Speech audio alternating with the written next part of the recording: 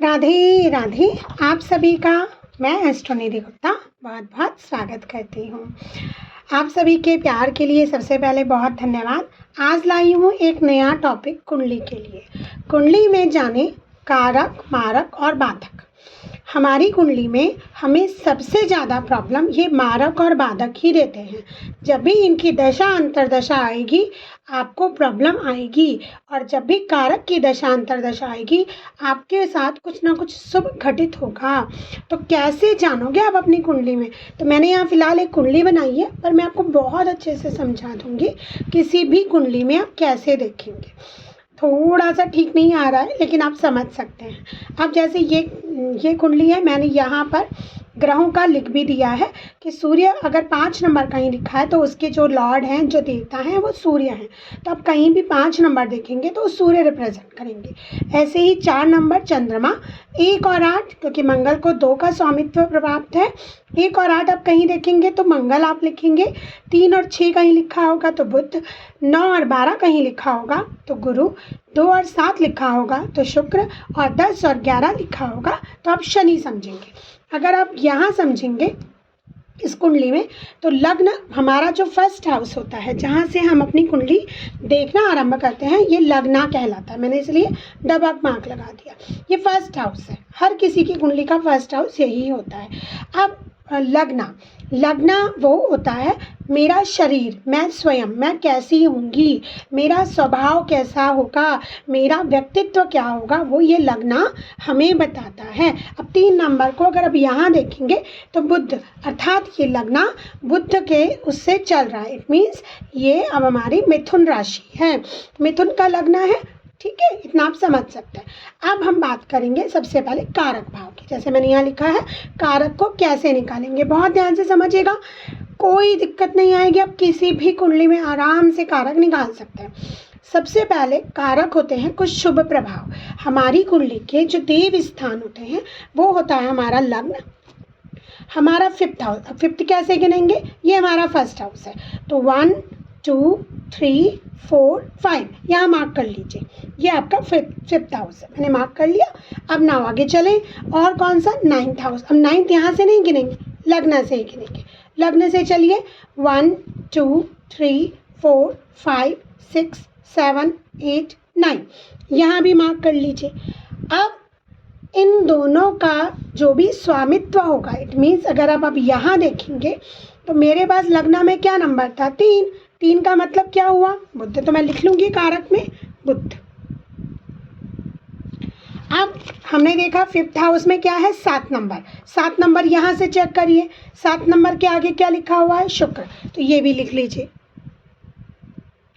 अगला देखिए यहाँ 11 नंबर, 11 नंबर अर्थात यहाँ क्या लिखा हुआ है, देखिए शनि। अब यहाँ शनि भी लिख लीजिए।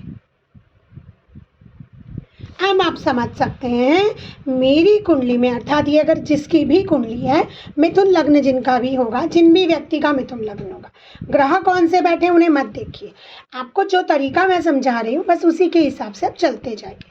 ये 3 नंबर अर्थात किसी की भी मिथुन राशि है, लग्ना मिथुन से है, उस व्यक्ति के लिए 3 ग्रह मैंने कारक निकाल दिए, बुध शुक्र और शनि। ये इनके कारक ग्रह होंगे। जब भी इस व्यक्ति के बुध की, शुक्र की और शनि की दशा आएगी कुछ ना कुछ फल जरूर मिलेंगे। अब डिपेंड करता है, अगर ये बुध 6 8 12 में है, पीड़ित है, अस्त है, क्रूर दृष्टिगत है तो अलग चीज़ है, परंतु यहाँ कारक भाव हम देख रहे हैं तो इस कारक में इनको शुभ लक्षण मिलने चाहिए। अगर ये तीनों ग्रह पीड़ित नहीं होंगे तो इनको बहुत अच्छे रिजल्ट्स मिलेंगे। अब अगला टॉपिक आता है मारक। मारक कैसे निकालेंगे, हर किसी को अपनी कुंडली के कारक, मारक और बाधक ये तीनों पता होने चाहिए, हर व्यक्ति को पता होना चाहिए, क्योंकि इतना बेसिक अगर आप जानेंगे तो आपको बहुत सारे ग्रहों के उपाय नहीं करने पड़ेंगे। आपको पता है कारक को क्या करते हैं, बलि करते हैं। इट मीन्स इनका आप नग पहन सकते हो, आप पूजा कर सकते हो, आप गले में इनका नग धारण कर सकते हो, इनका कारकत्व का कोई भी उपाय करोगे इससे इन्हें बल मिलेगा। इट मीन जैसे हम दवाई खा के मेडिसिन खा के हम ताकत लेते हैं, ताकत की दवाई है, वो समझ लीजिए। मारक और बाधक का आपको दान, पूजा, हवन जब कराने पड़ेंगे, नहीं तो ये मारक और बाधक जीवन में आपको मृत्यु सम कष्ट देंगे। इसीलिए मैं कहती हूँ कि व्यक्ति को अपने मारक और बाधक पता होनी चाहिए ताकि वह उनका दान पूजा कर सके। चलिए अब जानते हैं मारक कैसे निकालेंगे। हमेशा याद रखिएगा, मारक हमारा सेकंड हाउस अर्थात कुंडली का सेकंड हाउस और 7th हाउस, ये कहीं पर भी आप नोट कर लीजिए कि आपका सेकंड हाउस और आपका 7th हाउस, इसमें जो भी नंबर लिखे होंगे वो आपकी कुंडली के मारक होंगे अर्थात आपको मृत्यु सम कष्ट दे सकते हैं, आपको उनका दान पूजा करना पड़ेगा। चलिए अब इस कुंडली में देखते हैं। हमने बताया था ये फर्स्ट हाउस है, प्रथम भाव, तो दूसरा अगर कौन सा होगा, अगर यहाँ हमेशा आप इसी दिशा में कुंडली पढ़ेंगे, कुंडली कभी इधर की तरफ से आप नहीं पढ़ेंगे, एंटी क्लॉकवाइज ही हम हमेशा, मैंने तीर भी बना दिए हैं, ऐसे ही पढ़ेंगे। अब सेकेंड हाउस क्या होगा, ये प्रथम भाव, तो ये हमारा सेकंड हाउस है। सेकंड हाउस में क्या लिखा है, 4 नंबर, और यहाँ सारणी में अगर हम देखेंगे 4 नंबर का अर्थ है हमारा चंद्रमा, तो हमारे मारक में आ गया चंद्रमा। क्लियर, वो एक निकल गया। अब हमने बताया 7th हाउस, अब कहाँ से गिनेंगे, याद होगा तो लग्ना से, लग्ना से गिनिए 1 2 3 4 5 6 7, क्या लिखा हुआ आ गया, गुरु। 9 नंबर अगर यहाँ चेक करेंगे तो 9 और 12 के स्वामी होते हैं गुरु, तो अब आप मारक में लिख सकते हैं गुरु। क्लियर, हमने यहाँ कारक समझ लिए, मारक समझ लिए और अब बाधक समझेंगे। अभी प्रबल मारक में मैं आपको समझाऊंगी कि इस पूरी कुंडली में कुछ प्रबल मारक भी होंगे जो मुझे इस तरह कर देंगे, मृत्यु नहीं देते हैं, ये बात याद रखिएगा।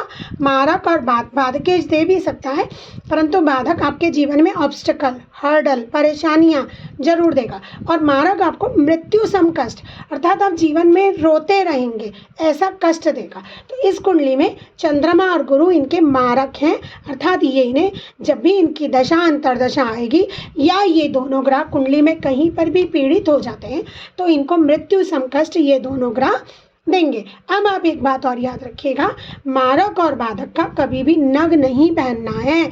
हमेशा याद रखिएगा कि अगर मारक और बाधक का आप नग पहनते हैं तो आप उन्हें और शक्ति दे रहे हैं, जैसे कोई राक्षस हो और आप उसे फूड खिला के और बड़ा कर रहे हैं, तो अब क्या होगा, आपको वो और ज़्यादा कष्ट देगा। बस द सेम थिंग, कारक का नग पहनिए, उसको प्रबल करिए क्योंकि वो आपका शुभ प्लैनेट है। मारक और बाधक को कभी भी स्ट्रांग नहीं करना है, दान करिए, जितना ज़्यादा दान करेंगे इनकी शक्ति खत्म होगी, शक्ति खत्म होगी तो आपके जीवन में इनका कष्ट कम हो जाएगा। चलिए बाधक जानते हैं, जैसा कि अगर आप ऊपर देख पा रहे हैं मैंने लिखा है चर लगन, स्थिर लगन, द्विज स्वभाव लगन, ये क्या होते हैं इनको समझिए। ये लगना मैंने आपको बताया, आप देखिए आपकी कुंडली में यहाँ पर क्या नंबर लिखा हुआ है, मैंने कुछ नंबर्स भी लिखे हैं। अगर आपकी कुंडली में फर्स्ट हाउस में 1 लिखा है, 4 लिखा है, 7 लिखा है, 10, कोई एक नंबर जरूर लिखा होगा, तो आपकी कुंडली में जो भी नंबर लिखा है उसको मैच करिए। अगर 1 4 7 10 में से कोई नंबर लिखा है तो आप चर लगन से हैं।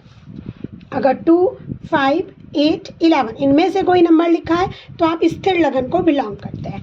और अगर आपके ऊपर जो पहला भाव है उसमें 3 6 9 12 लिखा है तो आप द्विज स्वभाव लगना के हैं। अब इनका क्या महत्व है, क्यों कर रहे हैं, ये हम बाधक निकालने के लिए कर रहे हैं। बाधक निकालने के लिए क्या करना होता है, अगर आप चर लगन हैं अर्थात आपके पहले भाव में 1 4 7 और 10 में से कोई भी अंक लिखा हुआ है तो आपका जो बाधक ग्रह होगा वो 11th हाउस होगा। यहाँ मैंने डबल टिक लगाया है, देख सकते हैं आप, तो मैं यहाँ लिख देती हूँ। अगर चर लग्न है तो चर लगन के लिए कौन सा हाउस होता है, 11th हाउस। 11th हाउस में जो भी नंबर लिखा होगा वो आपका बाधक होगा, आपके जीवन में आपको ऑब्स्टिकल, हर्डल, परेशानियां, अवरोध अवश्य देगा। इतना आप समझ गए होंगे। तो आप राशियां मिला लीजिए कि आपके फर्स्ट हाउस में 1 है, 4 है, 7 है और 10 है, क्या है उसके हिसाब से आप निकाल सकते हैं। अब मान लीजिए आपके पास 2, 5, 8 और 11 स्थिर लगन आता है, तो मैं यहाँ लिख रही हूँ। अगर स्थिर लगन आपकी फर्स्ट हाउस, आपको और कुछ नहीं देखना है, this is the first house, मैंने डबल लाइन कीजिए, यहाँ देखिएगा क्या नंबर लिखा, और कुछ देखने की जरूरत नहीं है। स्थिर लगन में अगर 2, 5, 8, 11 में से कुछ भी लिखा है, तब आपके लिए आपका बाधक ग्रह आपका 9th हाउस होगा। अर्थात 9th हाउस में जो भी राशि लिखी होगी, जो भी नंबर लिखा होगा, और यहाँ से आप मिला सकते हैं उसका स्वामी कौन है, वो आपका बाधक ग्रह होगा। और अगर आपका द्विज स्वभाव लगन है, द्विज स्वभाव लगन है, तो 7th हाउस आपके लिए बाधक का काम करेगा। 7th हाउस में जो भी नंबर लिखा होगा, और कौन सी राशियां होती हैं द्विज स्वभाव की, हमने यहाँ लिखा हुआ है 3, 6, 9, 12, इनमें से कोई भी नंबर, जैसे यहाँ 3 लिखा है देख सकते हैं आप, तो ये 3 नंबर अर्थात द्विज स्वभाव की कुंडली है, इनका जो बाधक होगा वो कौन सा हाउस होगा, ये वाला। अर्थात अब इनका बाधक कौन आया 7th हाउस के हिसाब से आप बता सकते हैं, 9 नंबर आया, और 9 के स्वामी हो गए गुरु। इट मीन्स अब इनके मारक भी गुरु हैं, यहाँ देख सकते हो आप, मारक भी गुरु हैं और बाधक भी गुरु हैं। इट मीन्स अब ये डबल मार है गुरु की। जब दशा अंतर दशा आएगी, ये जिनकी मिथुन राशि की कुंडली है, जिनका भी मिथुन राशि होगी, ऐसे व्यक्ति को गुरु प्रबल मारक, प्रबल बाधक का काम करते हैं और उनको प्रॉब्लम्स आती हैं। अब बात करते हैं, यहाँ तक आई थिंक आपको समझ में आ गया होगा कारक मारक बाधक। और हमेशा याद रखिएगा मारक और बाधक का आपको दान करना है, नग आप नहीं पहन सकते। चलिए अब प्रबल मारक निकालना थोड़ा सा अगर आप ध्यान रखेंगे तो एकदम बहुत जल्दी से निकाल सकते हैं।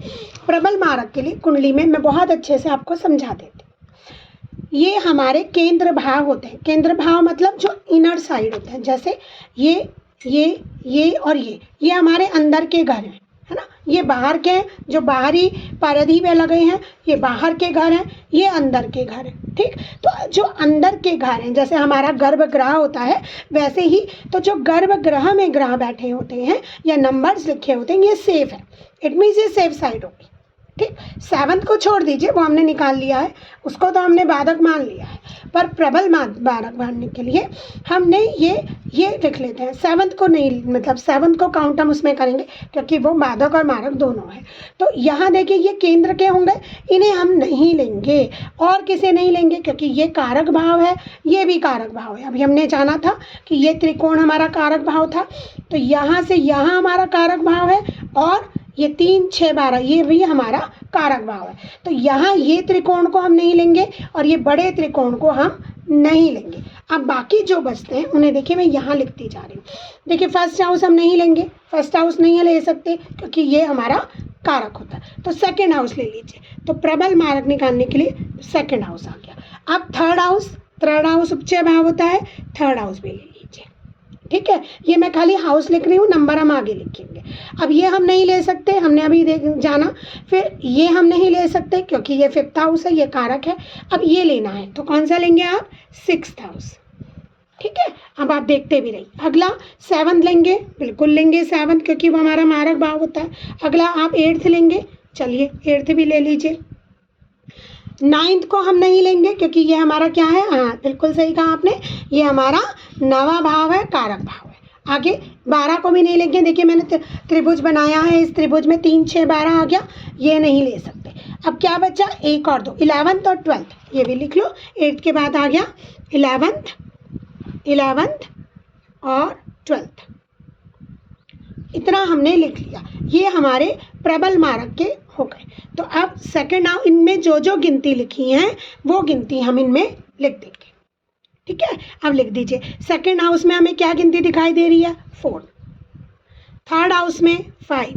6th हाउस में यहाँ से देखिए, अगर आपको दिख रहा है तो यहाँ से देखिए 6th हाउस में क्या दिखाई दे रहा है, काउंट करिए, 1 2 3 4 5 6, 8 नंबर लिखा है, वेरी गुड, लिख दीजिए। अब यहाँ देखिए 7th हाउस में क्या लिखा है, 7 के आगे 9 नंबर लिख दीजिए। 8th हाउस में देखिए यहाँ 10 लिखा है, इसे लिख दीजिए। अब इसके बाद ये नहीं ले सकते, देखो यहाँ मार्क है, यहाँ नहीं ले सकते हैं, क्या लेंगे 11th में देखिए 1 लिखा है, और 12th में क्या लिखा है देखिए 2 नंबर, मैंने वो भी लिख दिया। अब इनके स्वामियों को लिखते हैं। आप इस सारणी से देखेंगे तो 4 नंबर होता है चंद्रमा का, 5 नंबर होता है सूर्य का, 8 नंबर होता है मंगल का, 9 नंबर होता है गुरु का, 10 नंबर होता है शनि का, 1 नंबर होता है मंगल का, और 2 नंबर होता है शुक्र का। क्लियर? आई होप इतना आप सबको समझ में आ गया, ये तालिका आप बना सकते हैं। ठीक, अब प्रबल मारक कौन होगा? प्रबल मारक आपका वह ग्रह होगा जो 2 बार आएगा। ठीक, पहली चीज आपको क्या करनी है, कारक भाव को देखिए।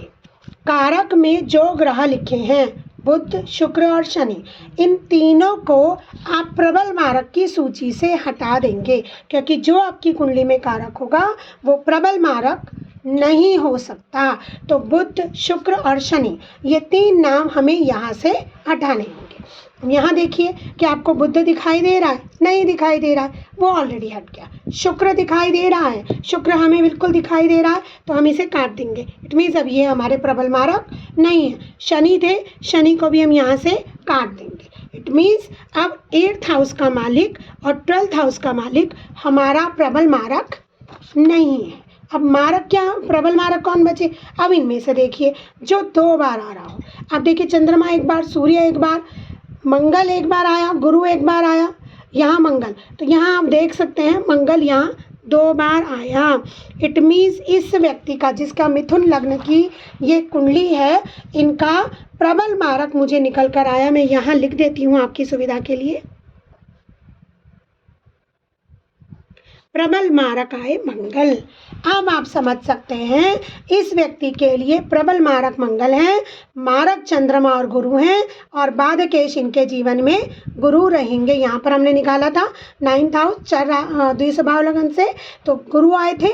इट मीन्स अब ऐसे व्यक्ति का जब मारक आएंगे, मारक की दशा अंतरदशा और प्रबल मारक मंगल की दशा अंतरदशा आएगी, और उसमें अगर गुरु की प्रत्यंतर दशा आ गई, तो अब इस व्यक्ति के साथ कुछ बुरा होगा। यही आपको अपनी कुंडली में निकालना है। मुझे इसे सिखाने का क्या अर्थ है, आप अपने कारक, मारक और बाधक को निकालिए, फिर प्रबल मारक निकालिए। उसके बाद अपनी कुंडली में जान लीजिए आपको किस ग्रह को पूजना है। आपको अपने मारक, बाधक और प्रबल मारक के दान करने शुरू करने हैं। आप किसी को मत पूछिए, आप सीधा सा इन 3 ग्रहों के दान करने शुरू कर दीजिए। अगली वीडियो में मैं आपको बताऊंगी किस ग्रह का क्या दान करना है, कैसे आप उससे निजात पा सकते हैं। और जो आपके कारक भाव हैं बुध, शुक्र और शनि, इनका आप नग पहन सकते हैं। अगर मिथुन लग्न का व्यक्ति शुक्र का हीरा पहन ले, शनि का नीलम पहन ले, या नीली सस्ती होती है थोड़ा, या लोहे का छल्ला पहन ले, तो बहुत अच्छे रिजल्ट मिलेंगे। बुध का पन्ना इन्हें अवश्य पहनना चाहिए, क्योंकि वो लग्न का भी स्वामी है और इनके सुख भाव का भी स्वामी है। तो इनके 2 भावों का स्वामी बहुत अच्छे भाव में बैठा है, तो अगर ये पन्ना पहनते हैं तो इनको बहुत अच्छे रिजल्ट मिलेंगे। साथ में शुक्र और शनि भी इनको बहुत अच्छे रिजल्ट देने वाले हैं। संतान और प्रेम सब कुछ ये 3 ग्रह इन्हें दे देंगे। और मारक, प्रबल मारक और बाधक, आई होप आपको समझ में आ गया होगा। चलिए कल मिलते हैं अगली कुंडली पर, और एक बार कोशिश करिए। अगर नहीं आता तो आप मुझे कमेंट सेक्शन में भी बता सकते हैं कि क्या आप सही हैं कि नहीं, मैं आपको जवाब अवश्य दूंगी। राधे राधे।